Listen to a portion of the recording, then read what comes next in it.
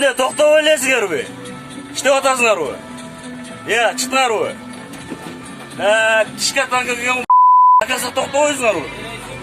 До конца токтобойсуңар, до конца. 227 мына жүрбөйбү. Мына номери, мына. Көрөңүз.